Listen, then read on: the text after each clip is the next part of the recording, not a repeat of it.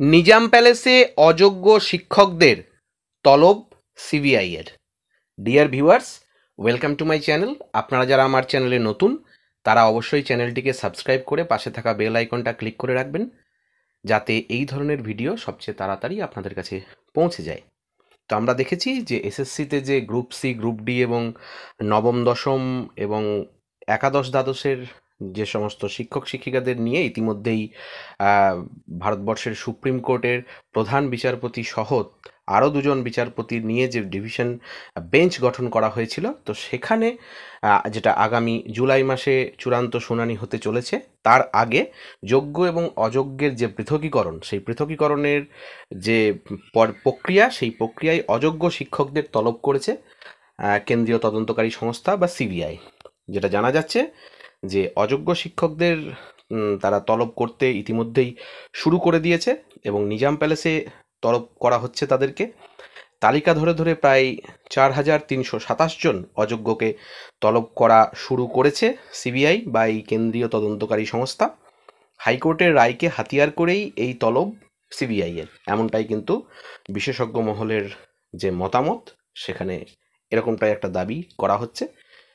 এ প্রসঙ্গে জানিয়ে রাখা দরকার যে সম্প্রতি 2016 সালের যে এসএসসির নিয়োগ প্রক্রিয়া এবং সেখানে চাকরি পাওয়া প্রায় 25,753 জন যে শিক্ষক শিক্ষিকা এবং অশিক্ষক কর্মচারী ছিলেন, তাদের চাকরি বাতিলের যে নির্দেশ দেওয়া হয়েছিল কলকাতা হাইকোর্টের স্পেশাল বেঞ্চ, যেখানে ছিলেন বিচারপতি দেবাংশু বসাক এবং বিচারপতি সব্বর রশিদি। পরবর্তীকালে দেখা যায় যে সুপ্রিম কোর্ট তাতে অন্তর্বর্তী স্থগিতাদেশ দেয়।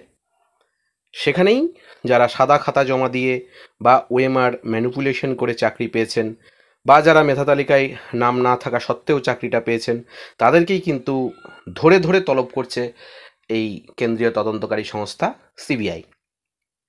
অন্যদিকে সিবিআই সূত্রে খবর পাওয়া যাচ্ছে যে অযোগ্যদের মোট 6টি তালিকা তাদের হাতে কিন্তু ইতিমধ্যেই এসে পড়েছে এবং প্রত্যেক তালিকা থেকে বেশ কয়েকজনকে তলব করা হয়েছে বলেও কিন্তু খবর পাওয়া যাচ্ছে।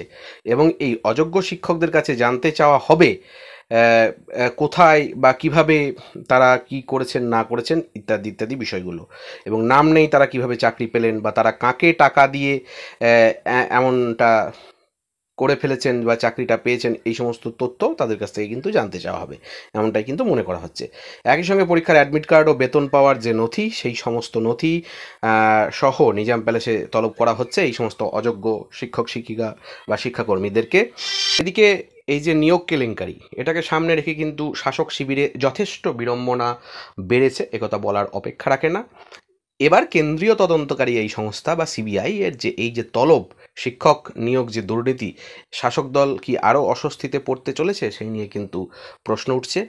সঙ্গে এ প্রশ্ন উঠছে যে সিবিআই এর হাতে এই যে তালিকা, এটা কোথা থেকে এলো? এটা কিন্তু মারাত্মক একটা প্রশ্ন।